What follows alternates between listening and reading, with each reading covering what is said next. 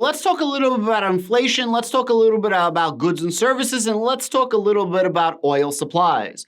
Oil has been going down. Gas prices has been going down for 24 consecutive days, and we're about 6% lower than we were 24 days ago. Now, a lot of people are going to say, Adam, what do you mean? I don't feel it at the pump, but it has been steadily going down. Let me give you some statistics. The national average of 24 days ago was $5.02 for a gallon of oil, while today the national average is $4.72. And according to AAA, the price for crude oil futures has went down 14% in the last month as well.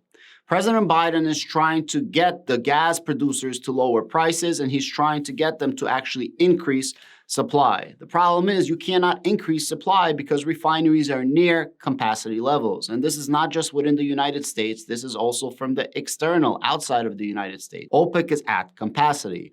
So the question is, how are gas prices down? Well, supply and demand. The demand is not matching the supply, and people are just tired of buying for these crazy prices. And when you have crazy prices, eventually at one point you reach a boiling point where the prices go up, the demand keeps matching, but all of a sudden this is what ends up happening, like this. And then the demand is no longer where the price point is. So to counterbalance, you stop buying, and what happens? The price needs to go down, which means that the oil suppliers can lower prices. They always could, but this is a capitalistic society, and I'm not mad at them. They're trying to line their pockets as much as they possibly can for the next downturn where they're going to be hit more and more and more. Okay, great. What are we doing to lower the price? We have something called a strategic petroleum reserve. This is used for any catastrophe. This is used for any war. This is used for any natural disaster, and this is the United States reserves. Well, President Biden, he's not the only president that ever did this, but President Biden is literally opening up our strategic reserves. And not only is he giving it to us in the United States, but he's also giving it abroad. The problem is this puts a little Band-Aid on a huge gash. And we have nearly an all-time historic lows for petroleum reserves that we have not seen since the late 1980s, which means that if there's, God forbid, some type of problem, we might be a little bit ill-prepared depending on how long this problem lasts. I don't personally like that we're opening up our strategic petroleum reserves for anybody, including for our own country, because this literally is reserves, strategic reserves. And if something hits the fan, and you never know, alien invasion, who knows, full-out scale war, we need that. That's what makes the United States so strong and so energy independent, where we could literally tell everybody, go F yourself. But opening up the strategic reserves and sending them out of country, also I'm not feeling. Now, I don't know what's the basis of this and why they're doing this, but a lot of our strategic petroleum reserves that a lot of people are not paying attention to is going outside of our borders, including to places like China. Pretty crazy, right? So the question is this going to last or not? I honestly think that this is a great thing, and a lot of big box retailers, a lot of big corporations are going to benefit from this lower gas prices. Although it's only 6%, 6% is a huge multiple and a huge sigh of relief for now. Now, the prices could keep dropping as demand keeps going down. Remember, everything is lagging indicators. We're going to get the CPI numbers this month, but the CPI numbers for this month in July is actually for June. So we're only going to feel July right now in August, so on and so forth. I don't know if the CPI is going to be going down this month, but I have a feeling that next month it's actually going to start going down. That's what my gut feeling is saying. Doesn't mean I'm right, doesn't mean I'm wrong. It's just me telling you guys openly that's what I think is going to happen based on a lot of things that I'm seeing. Now, if the prices of gas is going to start going down, gas is worth 35% of the CPI. The only way gas prices can go down is either you increase the supply or you decrease the demand. Since you can't increase the supply because we shut down a bunch of pipelines, thank you very much, Joe Biden, the only thing we could do is decrease the demand. How do you decrease the demand? The price gets too expensive or people start losing jobs. How do you decrease inflation? People lose jobs. How do you increase chances of a recession that we're already in my personal opinion? Well, you lower the labor force. What does that mean? You have more unemployment. The less people that are working, the less money there's in the economy, the less people are going to be buying. When this is going to happen, it's all going to catch up and people are going to spend less and less money. All of a sudden, when people are going to be spending less and less money on gas at the pumps because there is no money, you're going to see how fast the prices of gas is going to go down to meet the demand. It's so crazy. There's such crazy price gouging that's happening. And again, I'm telling you, This is a capitalistic society, and that's okay. I'm not mad at you. I'm just saying it's freaking mind-boggling.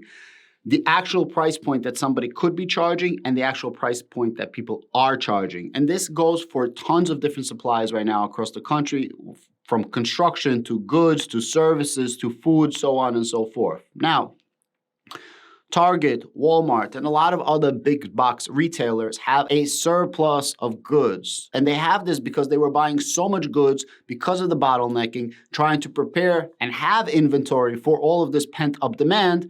And lo and behold, demand is going down, but they still have the inventory. So there's a lot of third-party liquidator companies that are now buying pallets from Target, from Walmart, and other huge big box retailers where that inventory that was supposed to be for their shelves never even gets to their warehouses. Now you have a case of there's going to be less demand for goods. Goods are being sold through third parties at a reduced price. Profit margins are going to go down for these big box retailers, right? Because they have to take an L for all of these goods. So since they're taking an L, a loss, that's bad for their profit margins, but that's very good for consumers, and that's very good for inflation, and that's very good for eventually getting out of this recession. So now you're going to have more goods in the economy. The price of gas is going down.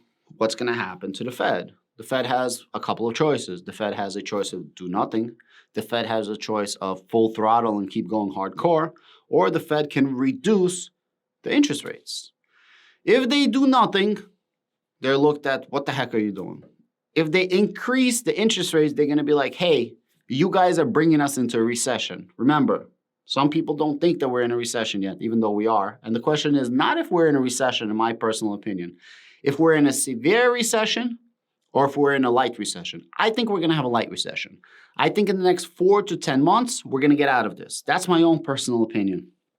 It can last longer, though. It could be 2 years, 24 months, 36 months. I have no idea. That's just my own personal call, and I'm preparing as such for that. And if you've been watching my videos for a while, over the last few months, these numbers keep going down. First, it was 6 to 12 months. Then it was 5 to 11 months. Now it's 4 to 10 months. And next month, it's going to be 3 to 9 months. I always have that 6-month window. Now, if the Fed cools down and they're scared to bring us in a hardcore recession, well, then there's probably going to be a market boom.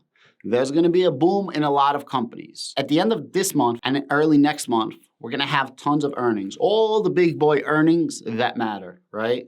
NVIDIA, Tesla, Microsoft, Google, Amazon, Palantir, all those huge companies, it's going to make a huge earnings for us. It's going to be very interesting to see how everybody's actually going to do. And the craziest thing is the earnings is also a lagging indicator because the earnings was actually for quarter 2. Quarter 2 is up until the end of June. So we're already in quarter 3. Now, you got to try to prepare yourself for what's going to happen in 3 months from now, in 6 months from now. And I'm going to tell you this, and I keep saying this on this channel. I'm not telling you to buy. I'm not telling you to sell. I'm not telling you to hold tight. I'm not telling you any advice. I'm just giving you guys some words. They might not even be words of wisdom. You guys do whatever you want with them. When you are in a recession, the people that prepared for the recession before it happened are the people that make out like bandits. When there's a bull run, the people that prepared for the bull run before the bull run make out like bandits. The people that are in the recession, preparing for the recession, during the recession, get killed, get absolutely shellacked. The people that are in the bull market, buying in a bull market, not prepared for the bull market, get shellacked. The people that prepare in advance do the best. How can you possibly prepare? So there's time frames, and those time frames, you can never get the bottom. I mean, you could get lucky, but in general, nobody can time the bottom. Nobody can time the top. You can time the bottom-ish. You can time the top-ish. If I do believe that in 4 to 10 months, this recession is going to be over, and I believe that then the bull market is going to happen, what am I doing? Well, after these next earnings, probably in the middle of Q3, I'm going to start deploying funds that I put away for a while. Plus, around a month ago, I started buying a daily basis. So every day I started buying nibbles, not crazy amounts, small amounts. Every single day I'm buying. I'm doing this for crypto, and I started doing this for stocks as well. And in this quarter, quarter 3, a little bit later, is when I'm going to start deploying probably heavier funds. Because from what I'm seeing, honestly, I think this is going to last for another 4 to 10 months. I don't think that this is going to be a crazy prolonged recession. I don't think this is going to be a crazy devastating hard landing. I do think we have a recession currently, and we're probably going to have another quarter of a recession. But then after that, I do believe that we're going to get out of this and the market is going to start rebounding. If I'm right or if I'm wrong, I can't tell you that. All I could tell you, please subscribe to the channel. And if you do subscribe to the channel, hit me up with a comment in the comment section below. And as I return to say thank you for subscribing to my channel, I'm going to comment back and say, hey, thank you for subscribing to my channel and give you a nice shout out. Guys, you just need to prepare for what's going to happen. But there are some indicators around us that inflation is going down. I don't know what the Fed's going to do. The Fed can take their foot off the pedal and just chill out a little bit. Or they could go full throttle. If they go full throttle, they're going to destroy our economy in the short term, but in the long term, this is going to be very healthy for America. If they take their foot completely off the pedal, this is going to be extremely good in the short run, but very bad in the long term. Very bad as in worse than we have right now. But, so you don't know what they're going to do. I hope they raise 75 basis points this next FOMC meeting. And then after that, start reducing. Some people are saying, no, they're only going to do 50 basis points. I don't know. I hope they don't do 50. I hope they don't do 25. I hope they do 75 because it was priced in. But if they do 50 instead of 75, the markets will rally. I honestly think that if they do 75, the markets are also going to rally because they're like, okay, well, it's kind of priced in. But if they do 50, the markets really rally. And then in the next meeting, because remember, July is the last meeting. August there's no meeting. The next one is September.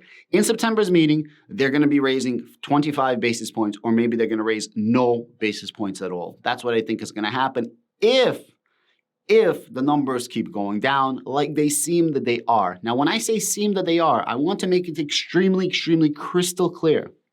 I don't think that it's crazy inflation going down. That's not what I think is happening. I do think that there are small indicators that inflation is starting to peak. So I just want to make that very, very clear to people. I don't think that it completely dropped. I do think that there's small inclinations that it's going down, like this gas price right now, like too much inventory for Target, too much inventory for Walmart and other big box retailers. From the construction industry, I'm talking to a lot of people that I know. They're saying that the cost of construction goods is starting to go down a bit. Luxury cars, the cars that you couldn't get a month ago at all, paying over $50,000 for sticker price, like the Lamborghinis, the G-Wagons, Rolls Royces, now they're more available. You're still paying over sticker, but it's not as much as it was a month ago, 2 months ago, where you're paying $50,000, $100,000 over sticker price, which is crazy.